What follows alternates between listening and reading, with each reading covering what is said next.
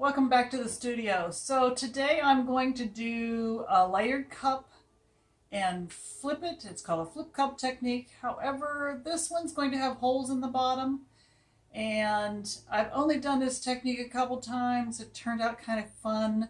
I love the results of it, so I'm going to do it again. Alright, so today I'm going to use a 10 by 20 canvas, so it's long and skinny.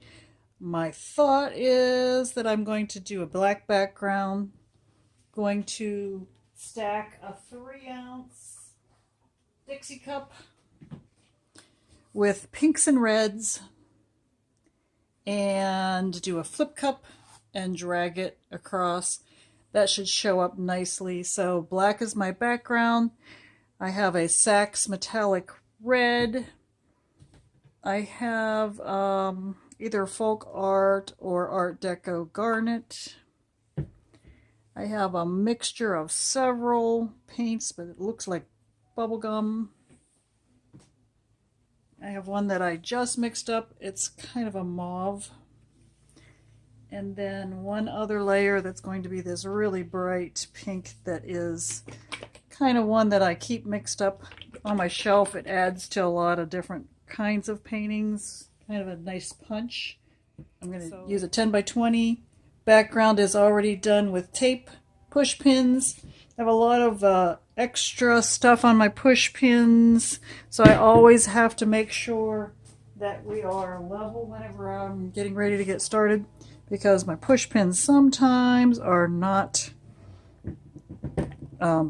clean because of resin or paint. So, all right, so let me get started with the black background, and we should be good.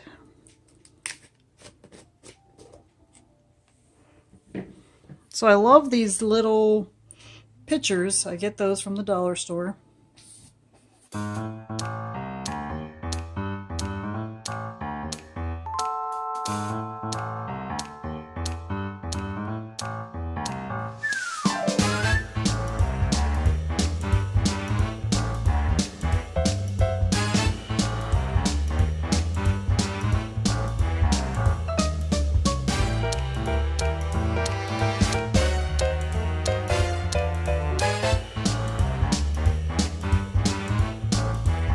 So as you see, I've added some holes to my cup, and I'm going to put tape over that.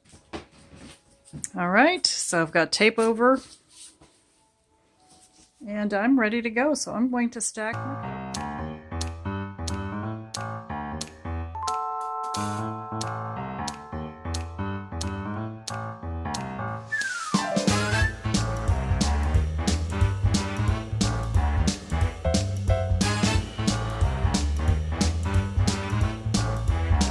Flip and drag. Ready?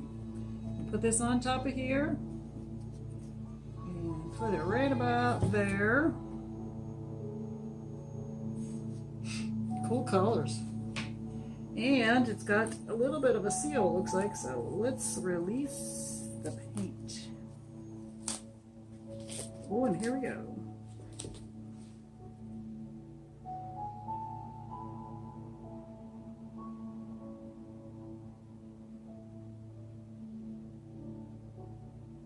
Nice kind of blending and rainbow thing going on there. Fabulous colors. That might be done. Let me go ahead and grab some of that and move it on. Oh, fabulous. Oh, that brought some black in the middle. Look at that.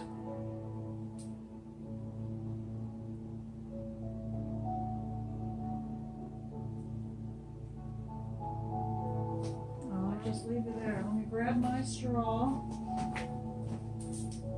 I have just taken a tube and cut the end off at an angle so that I can decide which direction I want to blow. So that helps me.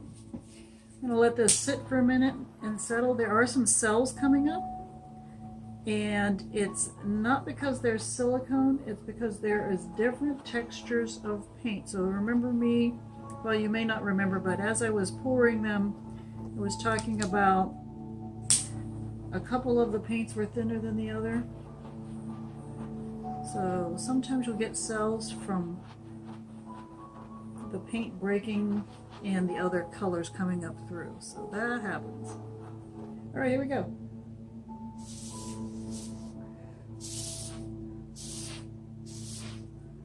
Oh yeah, I like that.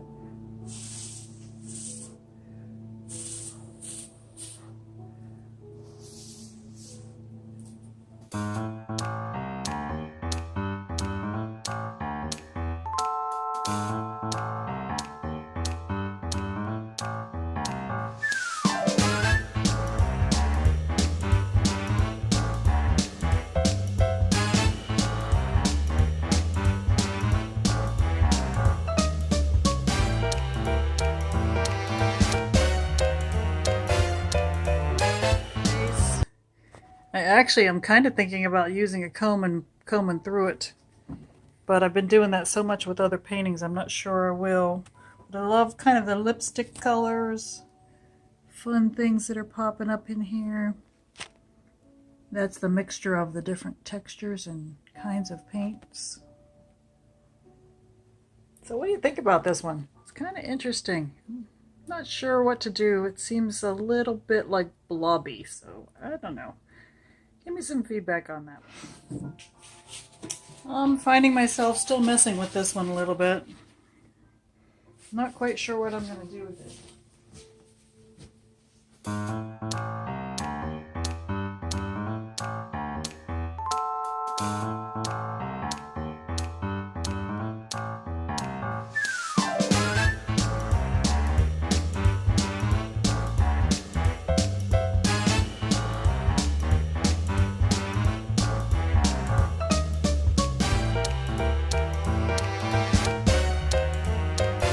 Alright, so I'm still messing with this a little bit. I'm not quite sure what exactly it is about it that I'm not comfortable with. I love this side. I think that I like that there's more dark red here, kind of blobby here. I just don't know. I'm trying to make some seams of black like there is over here, hoping that will help.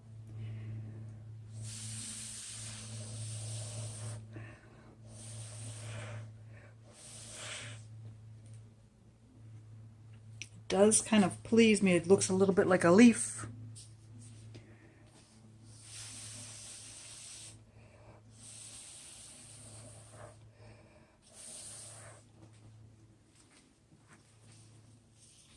Just love how that, see how the black is coming up through right there? That might be what I wanted. I don't. Alright, so I'm going to call this finished. I'm going to go ahead and fix the edges. And I thank you so much for being patient with me revisiting this. I think it's going to turn out just fine.